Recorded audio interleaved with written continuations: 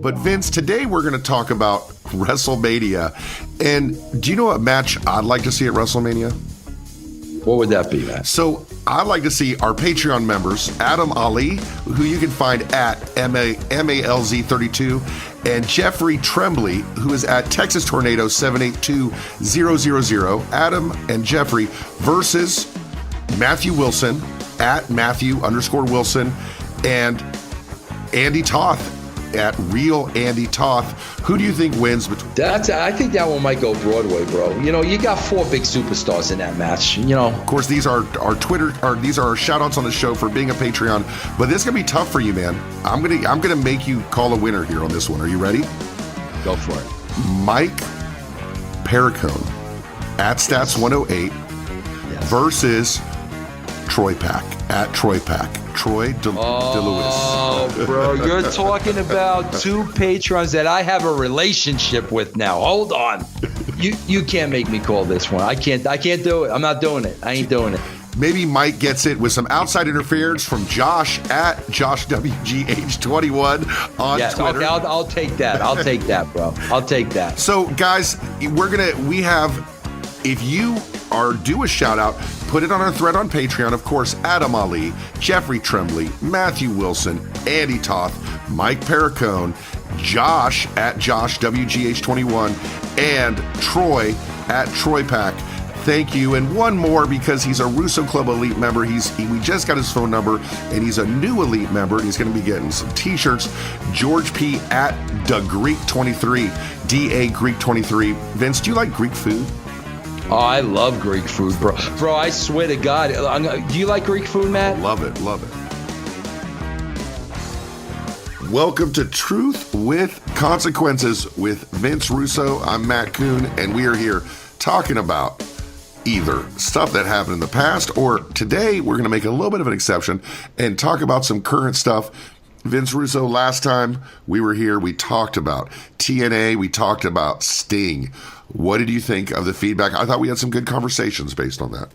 I thought we had some real good conversations. I tried to give some insights of my personal experience with the guy. And, bro, I made it clear, I did not know this thing prior to me working with him. So I'm not going to comment on that. I don't know. I didn't know Malibu Sting. I wasn't a friend of his back there when he broke into the business with Warrior and, on the scene at WCW. But I certainly knew the guy that, I worked with for a very, very long time at TNA. Still keep in contact to this day. And I just hope I shed a light on that guy and who he really is, behind the makeup.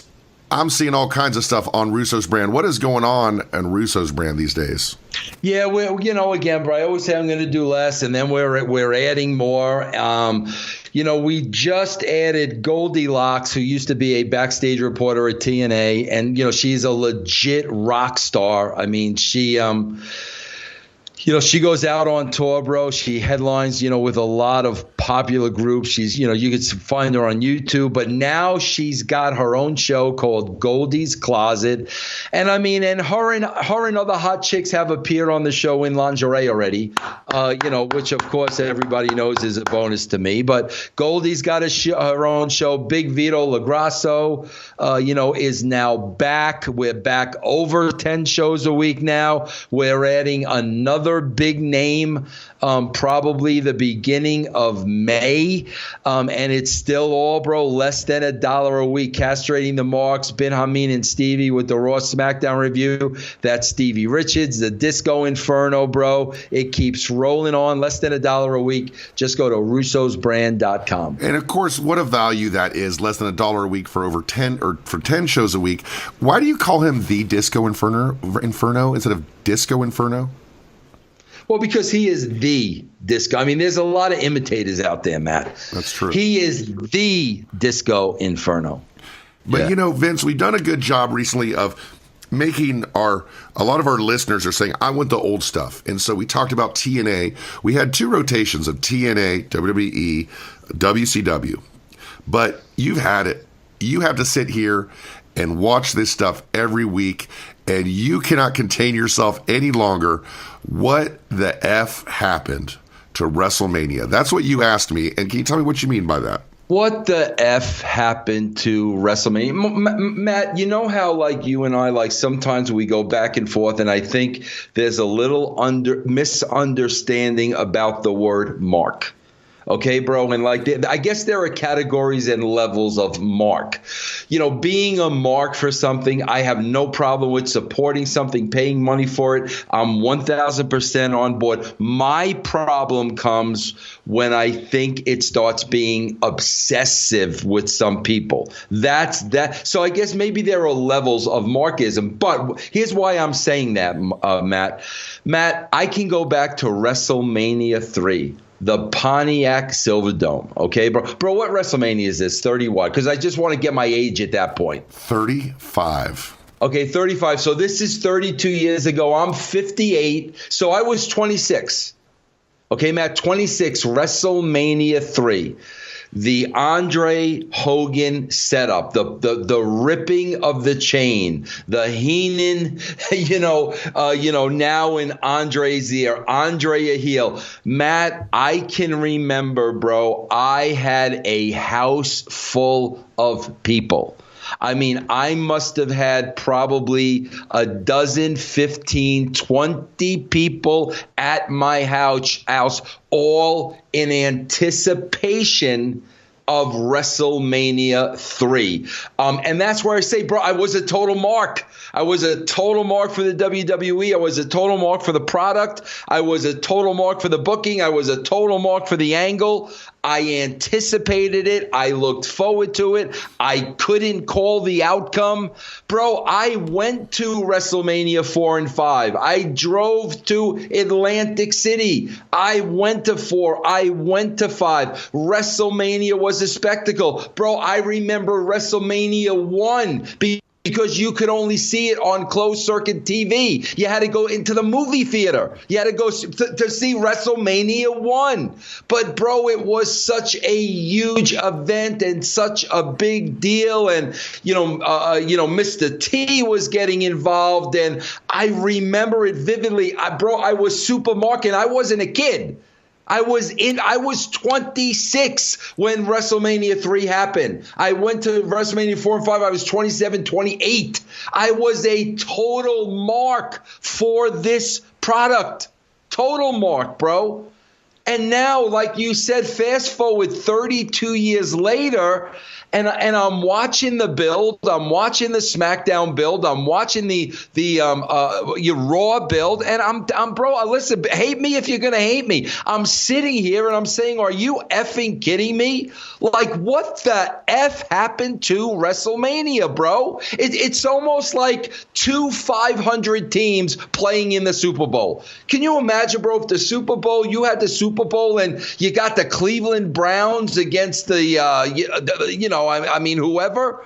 It's Wrestle Freaky Mania, guys. If you're not going to put effort in the entire year, that's fine. Put it in at WrestleMania. With that in mind, let's go ahead and take a look at this WrestleMania card and see how this develops as the show develops today. And maybe our show can develop a little bit better than you feel the WrestleMania card has developed. The first thing I want to talk about is AJ Styles versus Randy Orton. Two guys who are commodities, two guys who are thrown together in a feud. And the genesis of their feud is, you say you're the face of SmackDown, I'm the face of SmackDown, I'm the indie wrestler, you're the guy who was handed everything. What is wrong with the buildup of this feud? And also, what would you do with these guys, with each other or with somebody else, if it was up to you? Well, bro, first of all, I'm watching Fastlane. Okay, bro, see, here's where they suck. Okay, because I tell you over and over and over again, bro, you got to protect every guy and every girl on the card. Every one of them, bro. Bro, I'm going to protect D'Lo Brown the same way I'm going to protect Stone Cold Steve Austin. Because if you don't protect your characters, nobody's going to give a shit about them. Okay, bro? So I don't care where you are on the card. If you're on the roster, you're going to be protected. Okay, here's a perfect case in point, bro. And I talk about it all the time. I'm watching Fastlane. Okay, Elias is performing. Okay, here comes Randy Orton out of nowhere with the RKO. Okay, fine. Next thing we know, here's AJ with the flying forearm, and he drops Randy Orton. Now, as soon as I'm watching that, I'm like, okay, bro, or it's Orton. Here's what I know because of how the WWE has trained my mind. Here's what I know. Okay, bro, it's Orton and AJ at WrestleMania, and there's your angle. AJ hit him with the flying forearm, so there's your angle. But here's what I'm saying as well. And the RKO that Orton hit Elias with, that's going to be forgotten. So think about that for a second. Elias, are you a pussy? Like, are you a pussy? I know Elias ain't a pussy. He don't look like a pussy to me. He looks like he could kick some serious ass. He's as cool as any character they have on the show. So because we got to get to the AJ and Orton angle. Well, now when Elias doesn't reciprocate the following week on Raw, now Elias is a pussy. Now you've made Elias a pussy. Randy Orton hit him with the RKO. No comeback, no mention, no nothing. Within 24 hours later, Elias has completely forgotten about that. You've hurt that character, and that's where Elias has to stand up. I'm sorry, Elias. I love you, bro, but you got to stand up and say, wait a minute, bro. Wait a minute. The guy RKO'd me out of nowhere. What am I afraid of him? Is there a reason I don't want retribution? Is there a reason I don't want payback? You got to explain to me why I'm just going to let that slide. Well, here's why they're going to let it slide, bro, because AJ and Randy Orton that's the WrestleMania match. So you buried Elias in the process. And I mean, bro, do I really need to sit here and explain this to them that they don't understand that? Hey, Vince, I don't know if you know this, but I am snowed in right now. And, I wish I had ordered Wise Company freeze-dried food. It's freeze-dried emergency food that can be stored for emergencies like this. Tell you something, I bet you the people that just were victims of all those fires, bro. Situations like that, man, you've got to be prepared. And that's exactly what Wise freeze-dried foods are all about. Well, the Wise Company takes an innovative approach in providing dependable, simple, and affordable freeze-dried food for emergency preparedness and outdoor use. And Wise Company meals are designed to protect your most valuable asset, your family. Bro, what about job loss? What about job loss, bro? What about all of a sudden things get tight, bro, and you don't have the income for food to take care of your family that you once did? While you have that income, bro, you want to stock up with the Wise Company. Bro, the food never goes bad. It's free-dried. It's got a shelf life of 25 years. Bro, Matt, you could be eating out of the same bag of potato chips for 25 years, Mr. Coon. Well, I'll tell you what, with me, it might not last 25 years, but I might want to because they use the finest ingredients and food preparation technology to ensure the optimal freshness and flavor. And every recipe is created by a team of chefs and is unique to the Wise Company. Now, this week, your listeners at Truth with Consequences, our listeners, can get any Wise emergency or outdoor food product at an extra 25% off the lowest marked price at wisefoodstorage.com when entering. Bro, just enter bro at checkout. It's easy. The shipping is free. They also, Matt, they have a 90-day, no questions asked, return policy. So there's absolutely no risk involved in taking the initiative to get yourself and your family more prepared today. That's wisefoodstorage.com. Promo code BRO to get any Wise emergency or outdoor food product at an extra 25% off and free shipping. So let's move on to a match that has had an angle and that did have its big turning moment. We all saw it coming. The Miz versus Shane McMahon. Of course, Shane and Miz have been in this tag team, and Shane suddenly turns on him, as we all knew he would. And now we have Miz as the good guy facing Shane as the bad guy who embarrassed in front of his father. What do you think of this? Could it be done different? What do you think of the entire angle? Well, first of all, bro, like let's start it Fastlane. Okay, Shane's supposed to be the heel now, so we're supposed to get heat on Shane. Why is Shane just grabbing the old man by the face?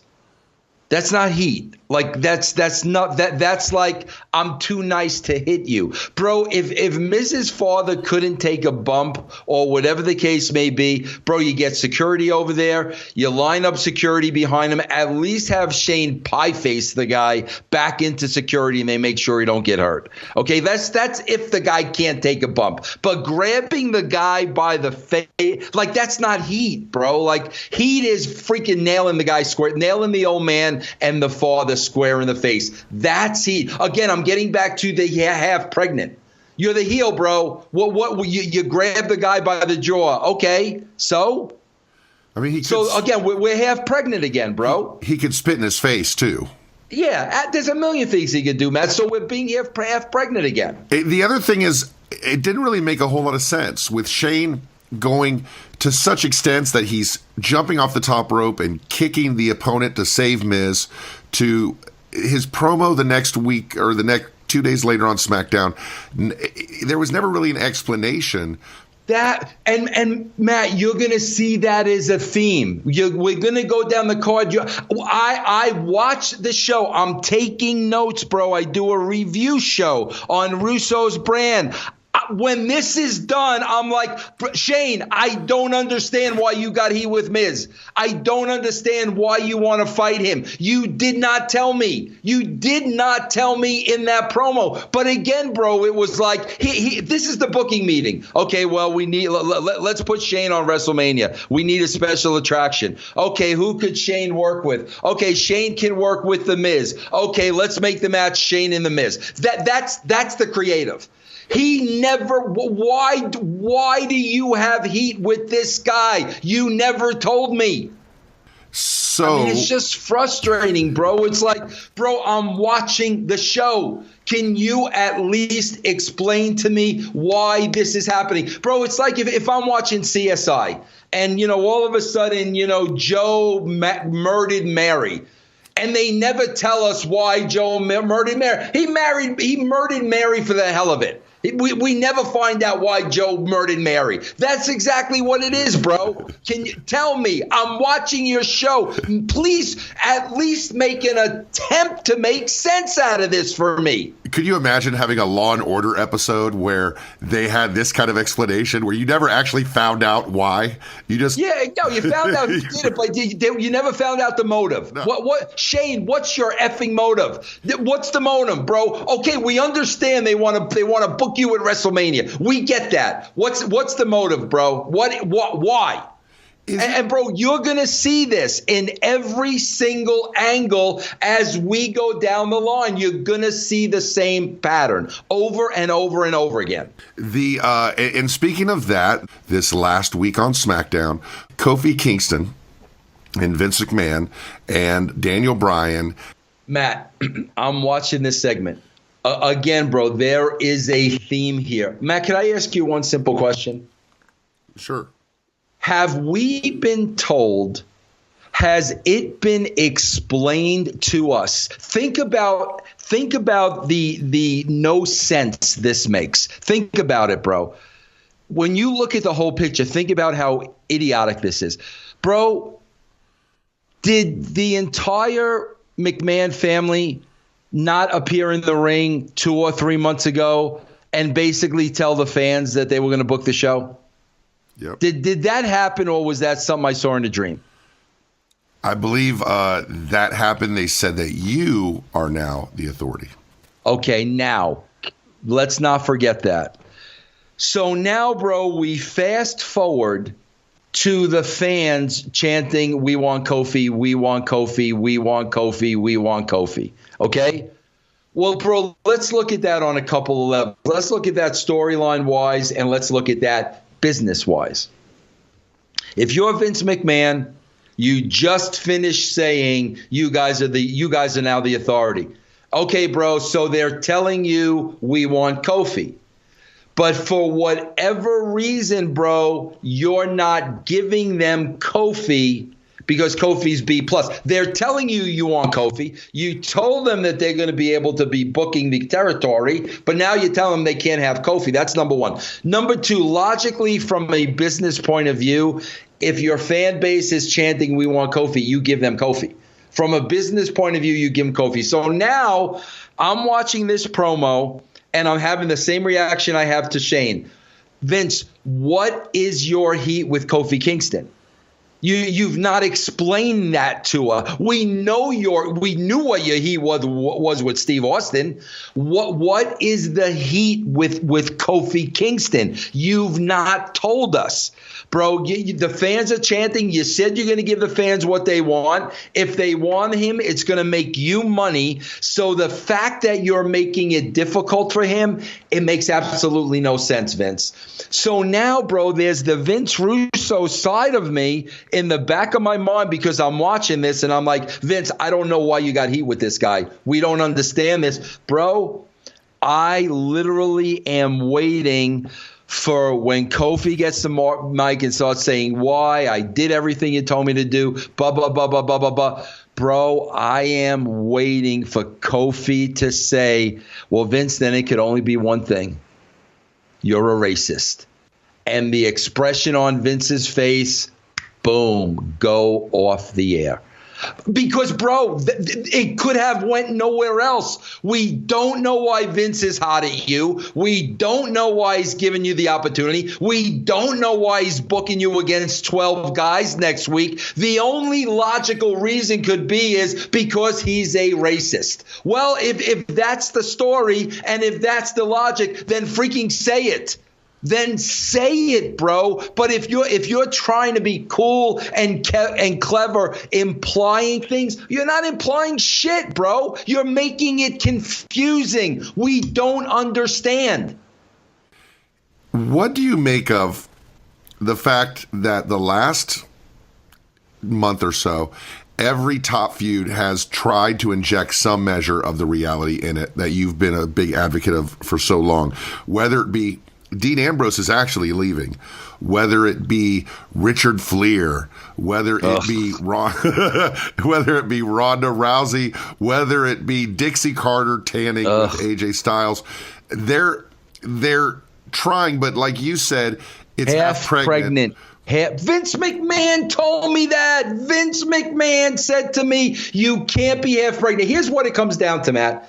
What the F are you so afraid of?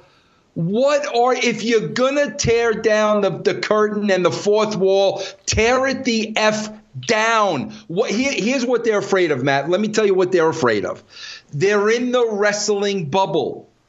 The wrestling bubble doesn't know how to deal with reality. Because if I was there and I said, let AJ bring up that Orton went AWOL, you know what they would say to me? Oh, where are you going to go with that, Vince? And this was always Bischoff's speech with me. You know what, bro? I don't know where I'm going to go with it right now. I'm going to let it happen organically like it really would happen. But that's the problem, bro. The bubble is kayfabe. They don't know how to deal with reality. Can we continue the pattern? I don't know the beef between Batista and Triple H. What is the beef, guys? I don't know what phone calls you had, you didn't have. I don't know if Triple H didn't answer Batista's call, if he didn't get back to him. I don't know if politically Triple H held him down when he was there. I don't know. Here's what I know. I got two guys screaming at each other, give me what I want, we're going to do it my way. Give me what I want, we're going to do it my way. Never once did they explain to me the heat. What What is the heat, guys? So Shane McMahon never explained what his heat with The Miz. Vince McMahon has never explained his heat with Kofi Kingston. And now Batista has not explained his heat with Triple H. I don't get any of this match, Matt. We're supposed to figure out, it's like a David Lynch movie. We're supposed to figure shit out that doesn't even exist. It's very subtle. Bro, I came to the theory after watching a lot of David Lynch movies. Here's what David Lynch does, bro. He has these effed up movies, bro, like, Twin Peaks, all these effed up movies he does. Bro, there's no explanation. It doesn't exist. So you go on having conversations forever and ever and ever and ever. There's no answer. David Lynch is just putting shit out there so we could debate. There's no answer. That's what Raw has become. We don't know why guys are fighting, what their beefs are. We're supposed to sit here and figure it out at home, but the punchline is they don't even know. And what did we hear from the fans? What did we hear from the fans during that? We heard a Batista chant. Batista just beat up Ric Flair, a 70-year-old man, the greatest of all time on his 70th birthday. And fans are so uninvested in the story that they're cheering for Batista. It's also going against Triple H's ego, in my mind, that Triple H should be the heel. Bro, why not the perfect person to tell that story of, bro, you, Triple H, are a political animal, bro. All somebody has to say is, bro, I even question that you love your own wife. Let's be honest, Triple H, that this was a plan you had the day you set foot. You're going to woo the boss's daughter. I mean, bro, you've gotten guys fired. You've ruined people's career. I mean, let's shoot with that. Bro, come on. Like, shoot with that, bro. Yeah. Let's talk about, bro, what you did to China, bro. Let's shoot with that, bro. Then let's talk about what you're doing to Vince McMahon, bro. You're putting over NXT, bro, and purposely trying to hurt his brand. Let's talk about that shit. And Batista, it was nonsense. They talked about nothing. But that kind of covers that match. But let's go to something else that's a little trickier to deal with, maybe, and maybe something, I don't know, maybe you give a little pass to the WWE. Roman Reigns is back, and they had to hot shot something real quick to get him on the card. But at the same time, they can't be complimented for the fact that Drew Galloway had nothing to do, so he was the one put in. What do you think of this Drew Galloway-Roman Reigns match? I like it if they had some build-up because those two guys are the future of the company, but it seems a little, I don't know, thrown together.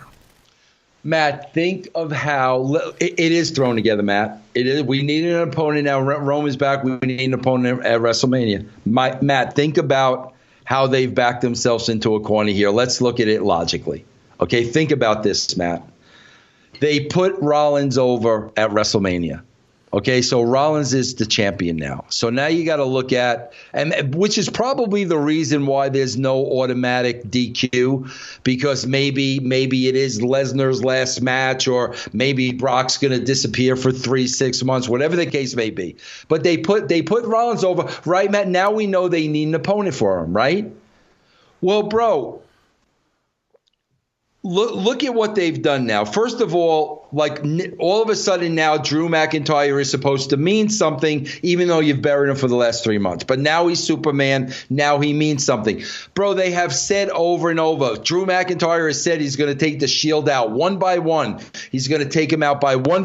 Well, bro, what that would mean to me would be is if that's what they're promoting and he's going to beat him one by one, he just took out Ambrose. That would mean to me he's going to take out Roman Reigns and then finally get to the champion. That's what that would mean to me. But, bro, that can't mean that to me because now you've booked a guy against Roman Reigns who is just coming back from cancer. You can't beat Roman Reigns in a match like that at WrestleMania. So what are you going to do, bro? Okay, so what are we're either going to beat the guy that just had cancer. We can't do that. So, okay, bro, so you're going to beat Roman Reigns. Well, then what, bro? So then Reigns is going to want a shot against Seth Rollins. So now, bro, what do we have to do? Now you're going to have to turn Rollins heel because the guy with the cancer can't be a heel. And now you turn Rollins heel, and now they shit on Reigns again. Like, now you're right back where you started, bro. They're not figuring this shit out, Matt. I don't know what the freak they're doing. But once they settle on something, they decide to do it. So now we have Rollins and Brock Lesnar. Rollins wins the Royal Rumble, so he's set in that match. Everybody knows it's going to be him. Everybody remembers his cash-in from the year that you were at WrestleMania weekend in San Jose. Brock Lesnar, meanwhile, is the same Brock Lesnar we've had for a few years, this absentee champion. And they're still playing the same angle they started with Reigns, which is, I'm here every week, this guy's not. But yet Brock Lesnar comes in and performs his ass off. It still doesn't work, does it? No, it doesn't work. And again, bro, what is the angle? What is the angle? It's exactly what you said. Oh, you're here every week and I'm not. This is my house. No, it's my house. There is no angle. Now, bro, if it's me, especially if you're going to put Rollins over. If it's me and I'm Seth Rollins, here's my promo. When I got in this business, I had one goal and one goal in mind. I wanted to be the absolute best. I wanted people to be talking about Seth Rollins in 25 years like they talk about Richard Fliehr today. Okay, that was my goal. I was going to be the best. Would you have him say Richard Fliehr? Yeah, Richard Fliehr. Yeah, I'm going to go down, with the legends in this business. That was my goal. Everything I did my entire life, I want to be my best. And you know what, Brock? There have been a lot of people in my shoes, bro. But then when it came to the ultimate test being you, they fell short. And when you lose the big one, where do you go from there, bro? If you can't beat the beast and you can't beat the champ, where do you go from there? You go down, okay? I did not come here to go down. That's not in my game plan. And let freaking Rollins say, so what I'm saying is this. If I don't defeat you, if I don't beat the best at WrestleMania, okay, I will leave my boots in the ring and I will never, ever wrestle another match for this company again because I failed. So now at least you got the people at home saying, holy shit, are they really going to put Seth Rollins over Brock Lesnar? And how are they going to do it? So my point is, if that's what you're going to do anyway, that should be the promo, bro. That should be what he's saying. If I can't beat you, there's no place for me to go. What? I'm going to go win the Intercontinental title again, bro? I'm going to go on SmackDown and be the U.S. champ? Is that what I'm going to do, bro? No, bro, that's not my path. That's not the plan. So I'm done, bro. I'm done. There we go, yeah. With Reigns, Ambrose, Rollins, the Shield is no more. They were a big part of WWE for the last few years. But something that's become the top story in WWE, and I think we're finally getting to it, is Mandi Rose versus Asuka. Who do you think? I know this is what we're all waiting to talk about. The headline women's match. It's really just a vehicle for Mandi, right? That's all this is. It's a vehicle for Mandi. She's going to headline WrestleMania next year after this whole fiasco. What do you think of the feud? Asuka has just disappeared off the face of the earth as the champion. Matt, think about this again. And Matt, can I tell you something? A lot of what we're talking about, Matt, a lot of this has to do with politics. Okay, we don't know what's going on back there. Okay, bro, I'm telling you, a lot of stuff that I see has to do with politics. I don't know what's going on. Here's what I do know. As a fan, I don't give a shit. And politics have a tendency with the WWE to make stuff on that we're seeing not make a lot of sense. You know what I'm saying? Now, if I'm a writer there and I know the politics and I know what they want to do, this is exactly what I'm saying. I'm saying, well, guys, you could do whatever you want to do to flex your muscles, but it sure as hell doesn't make any sense to anybody. Bro, they literally killed the entire Becky Lynch, Ronda Rousey angle. They killed the whole angle by having Becky Lynch tap out to Asuka. Okay? Because, bro, she tapped her out. She didn't pin her. She tapped her out. I agree. Okay, bro, if Asuka tapped out Becky Lynch doesn't have a chance in hell against Ronda Rousey. So, like, bro, put Becky over Ronda. I don't freaking believe it for a second. You had Asuka tap out Becky Lynch. Ronda Rousey should therefore destroy her. But now, bro, not only that, the one that tapped out Becky Lynch, her next featured match is against Mandi Rose. I mean, Matt, do you know how ridiculous this shit is? Like, are you effing kidding me? So you got nobody over. You got Asuka went from Becky Lynch to Mandi Rose. So Asuka went down. Becky Lynch tapped out. So now she has no credibility going in a match against Ronda Rousey, but she's going to beat Ronda, and we're supposed to believe that. But Mandy's going to win. Mandy's going to beat the woman who tapped out Becky Lynch. Yeah, it all makes sense at the end. It all makes sense, bro. It all makes sense. You know, when it's all said and done, the person at the top is going to be blonde and is going to look like Mandy. I think that's the way it all works out. So we talked about it a bit. We've alluded to it a bit. Everybody's talking about it. Ronda Rousey, Becky Lynch, Charlotte Flair. It all started a few months ago when the fans are starting to get behind Becky Lynch and they tried to turn her heel. And she tried to embrace the heel, and the fans rejected it.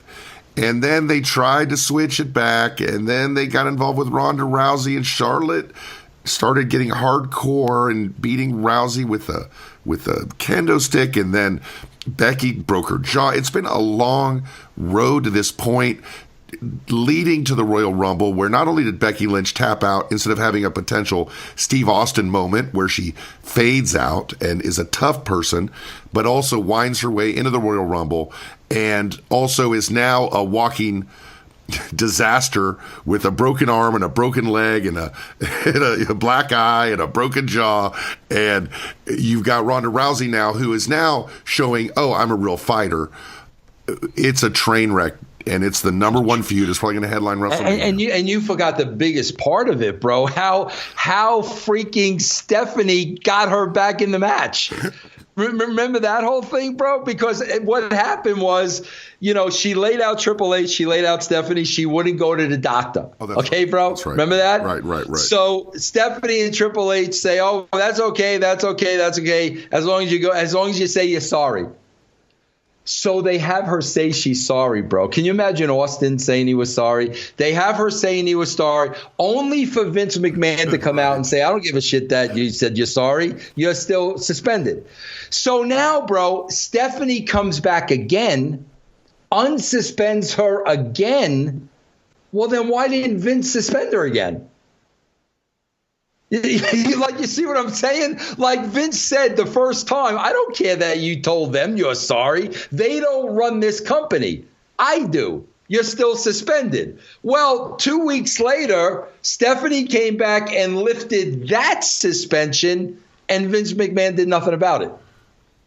And the whole thing is ridiculous, bro. It's ridiculous. And also Ronda at some point dropped her title and put it in the middle of the ring. Put it on the line, but took it back. And then disqualified.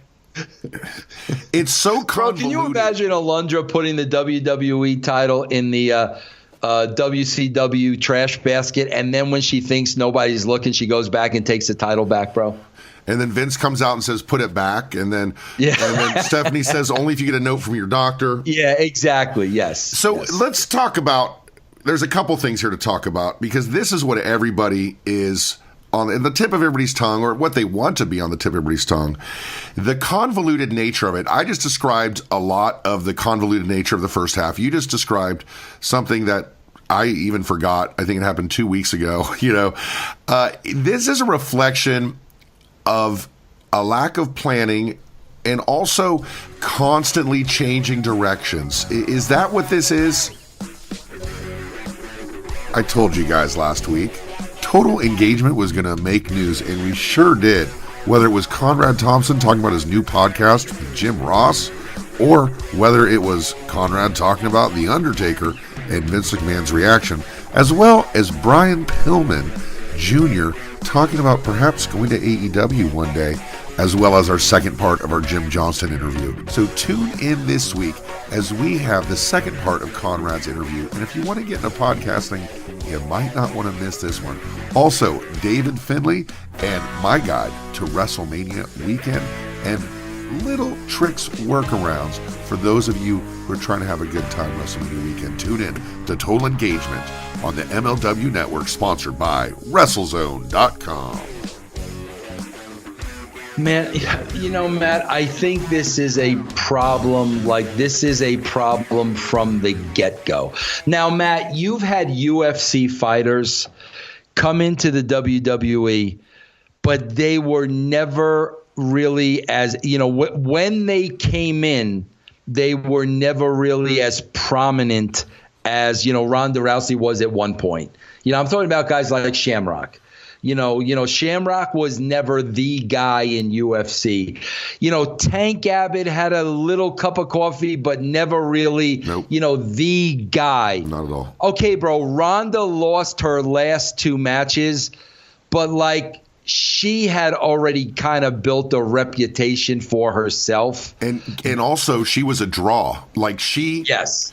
Her and Brock Lesnar are the two biggest draws in UFC history. To me, when they signed Ronda Rousey, that was the potential to have the biggest signee in WWE history. Okay, right. So now, but the problem is you're bringing this draw from the UFC into the WWE, and you have to convince people that these fake fighters can actually beat Ronda Rousey. Bro, the only way you're going to do that is to build one girl. To build one girl who goes undefeated, who beats everybody, who destroys everybody. That's the only way you're going to do it. But what did they do, bro?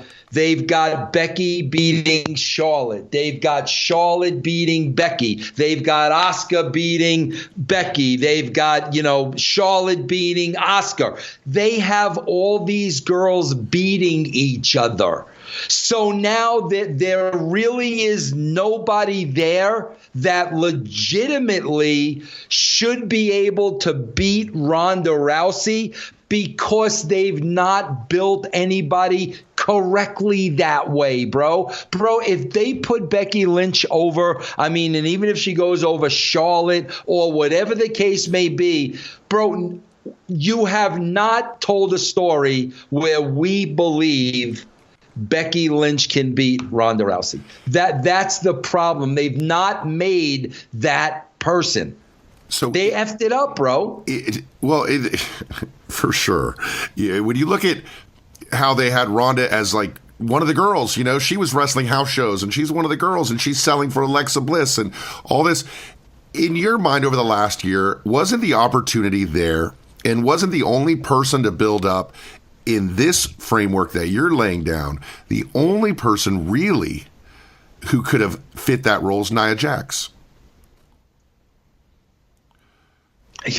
Bro, that's hard for me to say because of what we've seen of Nia Jax. Not the Nia Jax they've showed us. Nobody would ever believe that in a minute. But if packaged the right way, absolutely yes. Because when you look at UFC, if we're talking the framework of a UFC fight, there are weight divisions, there are size divisions. Power and size can overcome technique. There's no world in which a Becky Lynch can beat a Ronda Rousey, but built up correctly, especially the fact that she broke someone's jaw, that could have been something that could have been built up as a realistic thing, and then maybe go to Becky versus Charlotte. But how much do you think trying to ride this Becky gravy train has hurt this whole thing, where maybe this wasn't what people think it is? Yeah, well, man, you know what I think happened too along the way? Because, bro, again, I'm not the guy. I don't call people, I know in the WO what's going on, give me the dirt. That's not me. I like to kind of try to figure things out and kind of read between the lines. Matt, there was something very, very, very telling around Christmas time with Ronda Rousey. And that's when they did an interview with her, and she went home and she spent time with her family, and she broke down a little bit. And Ronda Rousey said, the time that I spend with the WWE is less time that I spend with my family. Now, bro, think about Ronda Rousey in the UFC. Bro, she's got a match like what, man? Once every 6 months, maybe? Right, a few a year, but she... The training camp, the after training camp, but it's not every waking minute of away from her family. She gets to go home after she works out. Yeah, and I think Ronda let them know that. I think Ronda talked to them about the schedule and working house shows and being on the road. And I think, bro, when that happened, that's when they pulled back on her. I honestly believe that. They pulled back on her. At the same time, you had the people cheering Becky, but they still, bro, they did not know how to manage that. There's a difference, too, between, and there's a lot of Becky Lynch fans out there. A lot of people think Becky is the person. But there's a lot to the fact that people may be chanting Kofi. People may, including myself, were cheering Daniel Bryan when Daniel Bryan was House of Fire. People are cheering Becky Lynch now, but none of these people, Daniel Bryan, even Daniel Bryan, affected business, affected money, affected a draw. How many matches of Becky Lynch's have we seen where an entire half of the audience has been tarped off?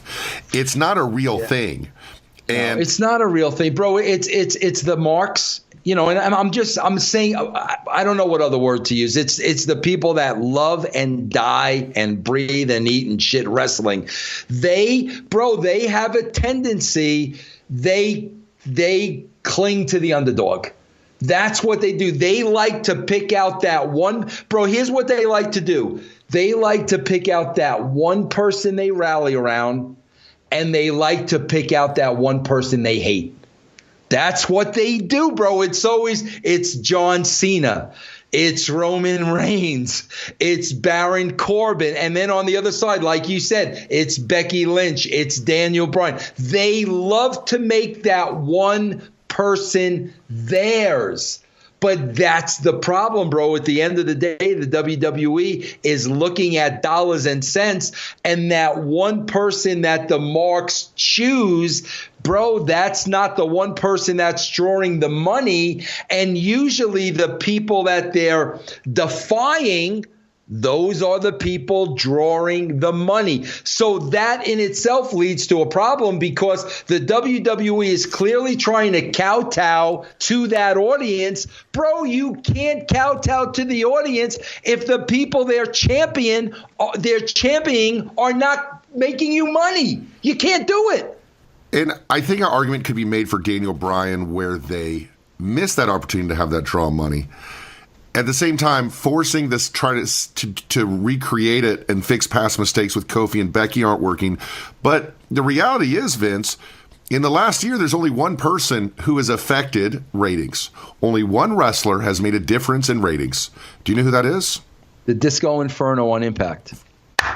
For sure. I mean, he got them up from like a 0.3 to 0.5. That's like a 60% increase. Disco Inferno. But in the WWE, to a lesser extent, of course, disco is always implied. But in the WWE, there's one wrestler who has made a difference in house show attendance and in ratings. There's one. Roman Reigns. Who? Roman Reigns. And merch. When Roman came back, the ratings went up. When Roman left, the ratings went down. That's the problem, bro. See, bro, again, a lot of things they do don't make sense. They're trying to kowtow to the audience they already have, which I think is crazy business. But when that audience likes certain people and dislikes certain people, that's not where the money is for the WWE. So what do? They wind up saying, well, screw the smart marks on this instance because we're going with Roman. And then, and then they're dealing with, the people booing them out of the, bro, they've created all this, bro. I never thought I would see the WWE put themselves in a position like this, ever. I could talk wrestling with you all day. I think we've covered this subject. It's been a great topic. I want to close with one point I thought about. You say it often, and I disagree. You say that they are catering to the marks. They are catering to the fans who like the fake fights. They are catering to their hardcore fans. I disagree. I think they're catering to their own whims. I don't think you can have a world where they're catering to the marks in the same world where you have Bruce and Michael Hayes and Jeff Jarrett. And I think they're catering to Vince McMahon. And I think that's a totally different thing. I think for you see it, oh, well, they're catering to them. But I don't see that at all. I think it's just what we said earlier. They're catering to the monster that is the WWE, and they're catering to Vince. Do you see, how do you kind of work those two together where you see, well, they're trying to catering to the hardcore fans, but really, we're just saying the same crap we've seen for 20 years? Well, Matt, here's what we got to look at. Let's be honest. I'm being honest now. What was the last scene we saw on SmackDown? It was Kofi Kingston and Vince McMahon. Matt, I got to be honest with you, and I don't dislike Kofi Kingston at all. I don't have anything bad to say about. I was looking at him the other day, and I'm like, my God, bro, this guy, he probably has minus body fat. I was looking at him, bro, with this. I'm like, Jesus, how the hell? But here's my point. Bro. How the hell? Yeah, how do you, okay, here's my point.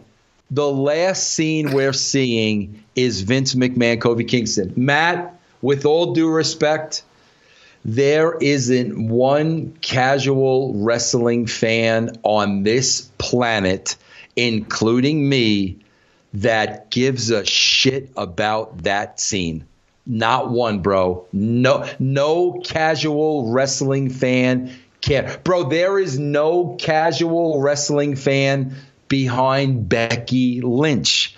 And that's what I'm saying. When I'm talking from a casual point of view, we like Roman Reigns. He looks like the real deal. We like him. But what you're selling me as a casual fan, I am not interested in. That's what I'm looking at. And even when you look at the New Day, he's the third most likely person in that group to get that crossover appeal. You have, first of all three are amazing in different ways, but Xavier Woods is a really compelling case, and I think we're all just waiting for that big moment for Big E, because when it went down on SmackDown, it wasn't Kofi Kingston clearing the ring, it was Big E clearing the ring, and his promo Matt, was the one you remembered. But you just debunked what you said 5 minutes earlier, because you're dead on, bro. Out of those three guys, who would be Vince McMahon's guy? Big E. Bingo. Right. So why is it Kofi Kingston? It's Kofi Kingston because that's what the marks are chanting. That's not Vince's choice. It would be Big E in a second if it were Vince's choice. I just think it goes to what you said earlier about catering to the underdog. They're hearing everybody chant, and they're saying, okay, let's follow this direction. I don't think it's so much, let's go for work rate. I think it's so much what the hell do we do? Because Kofi fell ass backwards into this situation. This was a situation, the match that got him over to this level was a match set up for Mustafa Ali, who got injured. And Kofi just filled that slot. And something struck with the fans that were there. And it has to do with a lot of the fact that he's been there for a long time. He's always been liked. He's never been a heel. He's always been someone who's been there day in and day out. And nobody has anything bad to say about the guy. Why not get behind Kofi? But the opportunity was had to elevate Big E out of this situation. And that's why I think, it's kind of a missed opportunity. I think they're going to do that, though, bro. I think eventually they have to do this. They got to have Big E lay out Kofi. Oh, absolutely. Yeah, but we know that. But you're like, bro, did they even see that? I don't know what these people are thinking anymore. I watch these shows and I'm like, bro, I don't know how these discussions go behind closed doors because, bro, none of this shit makes sense to me. None of it. Well, that is what the F happened to WrestleMania. I'm going to be there. I'm going to let you know what happened to WrestleMania. It's always a long day, but it's always a fun day.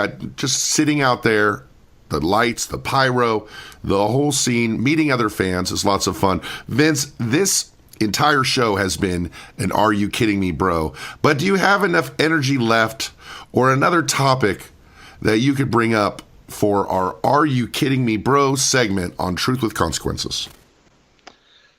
Yeah, bro, I do. And I don't want to get too stiff on her because I do like her. Okay? Matt, when the WWE, we have not talked about her, so I will throw this in. When the WWE first brought Bayley up, okay, I said, if they book this girl correctly, she could be the female version of John Cena. Like, I really felt that. I felt the same way about her as someone who watched her on NXT and was actually there in attendance when she debuted. The opportunity was there for her to be the kind of wrestler that not just a John Cena, but that every girl could connect with. I thought that potential was there as well. Yeah, I thought the potential was there. I like her. I don't have anything as bro. First of all, I got to tell you that one of the worst things on the show every single week, and it is not their fault.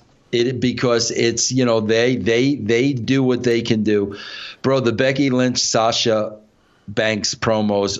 It's I go, you go, I go, you go, I go, you go, I go, you go. Bro, nobody's producing these girls. Nobody's working with these girls. They should be better now than what they are if they had a producer working with them every single day.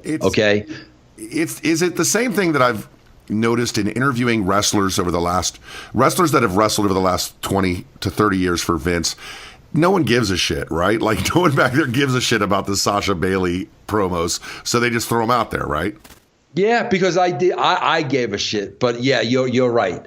But here's my point. I guess what I mean by that is the people who work there don't care. So no, they don't. But what I'm saying is, like, when I was there, I did. You know what I'm saying? Like, I would care. I would care about these two, but I was reading, I caught a headline the other day, and then Becky Lynch said something to the fact about she learned more ring psychology from Tyler Breeze than anybody else. Exactly, Matt. That's what I said.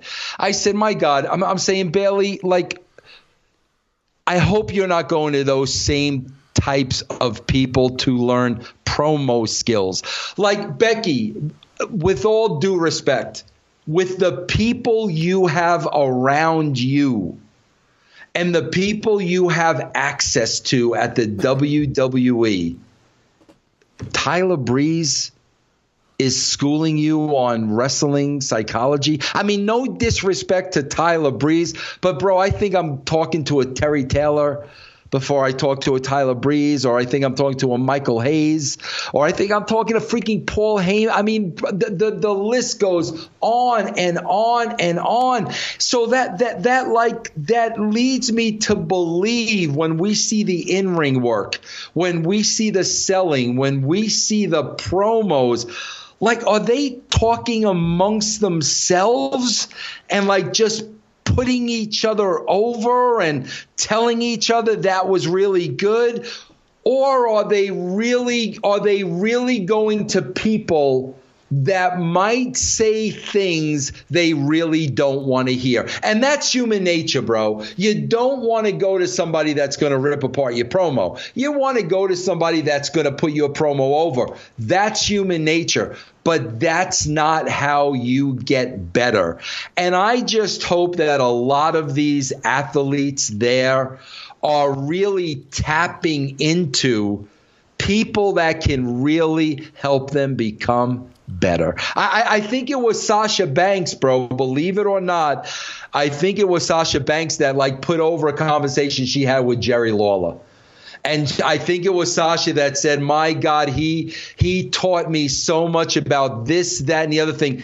Guys, that's what you've got to do. Those are the people you have to go to. They're going to make you better. Wait, are you trying to tell me, Vince, this is it. I think the show might be over now because you're trying to tell me that Jerry Lawler knows more about psychology than Tyler Breeze.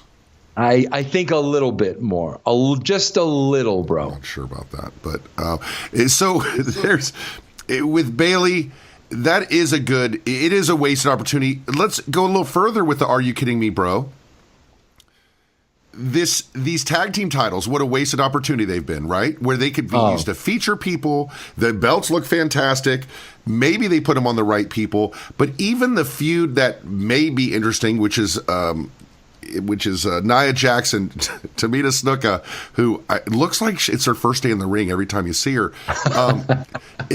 They've been kind of said, okay, you guys are going to wrestle Beth Phoenix and Natalya.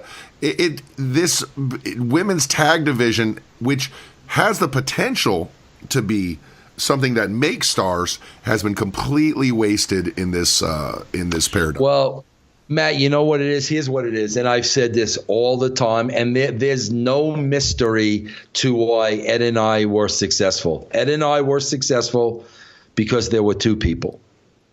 The more people you add to the process, the more difficult it becomes, and the longer the process comes. What this all comes down to, bro, is a lack of planning. And when you have this many chefs involved, and bro, they're adding chefs. More chefs are being added. When you have these many chefs involved, bro, you cannot plan out things correctly. And they lost a guy, by all accounts, the one guy who will pull you aside and say, wow, that segment was the shits, or this idea is the shits, was just fired, right? Yep, exactly, bro. Bro, if I worked with Sasha and Bayley, I would say, guys, your freaking promos are the shit. And I'm telling you that to help you, bro. I'm hitting you right between the eyes because I don't know what anybody's telling you. I want you to be the best that you can be. And part of that process is to be honest with you. And now let's go to work. And the guy we're talking about is Arn Anderson. And Arn Anderson never missed an opportunity, never lost a moment when he was on screen to make his promos help his characters in his matches. And losing a guy like that and not having anybody focusing on their promos has really, I mean, there's nothing you can do with Bayley now, right? She's done. Bro, I don't know. I right now, I don't know what you would do. I wouldn't want to believe that, bro, because I think you could make a million mistakes with talent and still salvage them. I really believe that. But right now, if you're asking me on the spot what I would do with her, I would need some time to really think about that.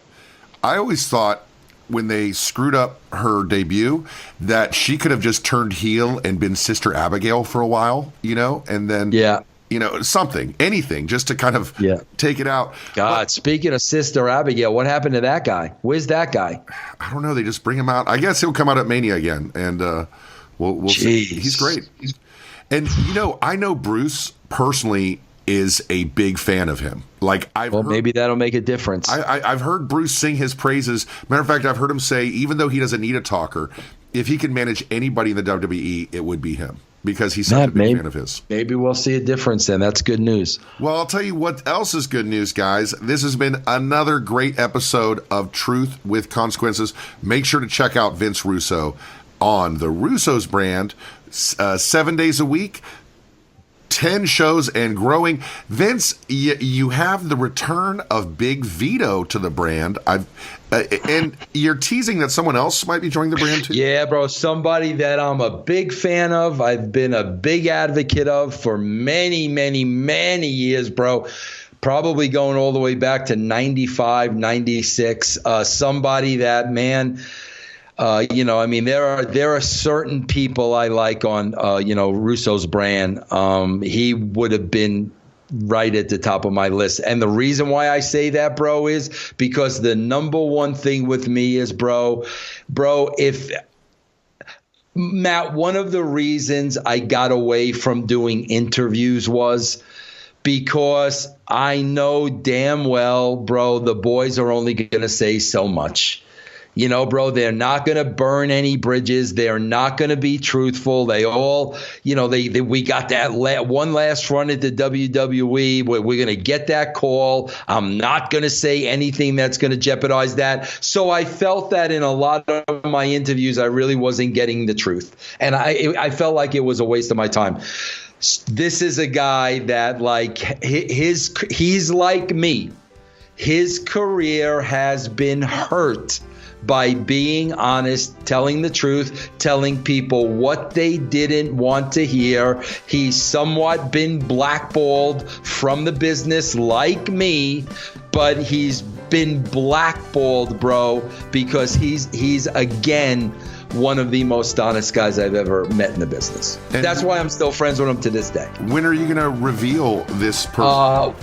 I believe we're going to start promoting in April, and hopefully he'll start with us in May. Is it someone who had a memorable gimmick when they wrestled before?